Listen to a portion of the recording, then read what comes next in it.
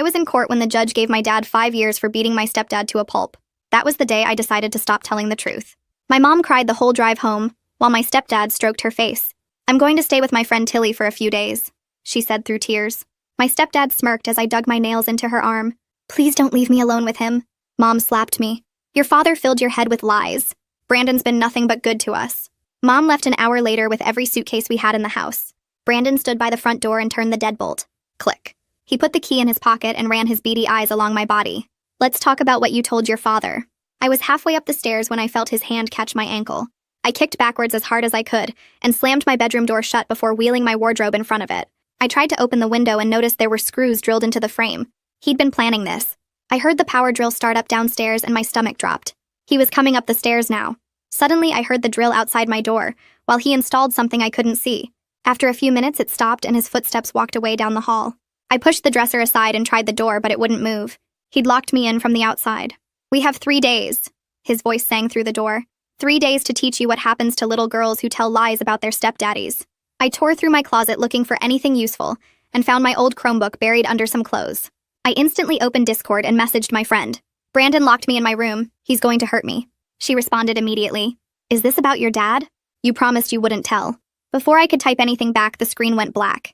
He'd cut the power. I knew I didn't have long before he had his way with me.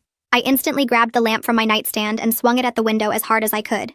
Crack! An alarm started screaming through the house. While I climbed out the broken window, I could hear him slamming his body against my doorframe. He was laughing, like this was all some game he'd been excited to play. The door crashed open, but I didn't look back. I shimmied sideways along the ledge, barely making my way towards the bathroom window. Before Brandon could figure out what was going on, I grabbed the frame and hit the tile floor hard. There was a small window above the toilet, and I locked the door, and just as Brandon made it the door. "I tried to be patient while your dad ruined everything," he screamed over and over. "But now he's gone." The bathroom door exploded inward, and he grabbed my ankles, pulling me back. I screamed and clawed at the window frame until my fingernails bent backwards and broke. He was pulling so hard that he slipped, and suddenly I was sliding through, falling into the bushes below. I had so much adrenaline in my body that I didn't even care about the pain. I just forced myself up and started running toward our neighbor Miss Apple's house. I looked back once and saw Brandon walking out the front door, like he had all the time in the world because he knew I couldn't get far. His hand was in his jacket pocket, wrapped around something I couldn't see. Miss Apple's porch light turned on and the door opened. "Help!" I tried to scream, but it came out as barely a gasp. "Honey, come back inside." Brandon's voice was sickly sweet. Miss Apple stepped onto her porch looking worried. "Oh my goodness, what happened to you, dear?" I collapsed onto her lawn, unable to stand anymore. "He locked me in my room. He's going to hurt me. Please call 911.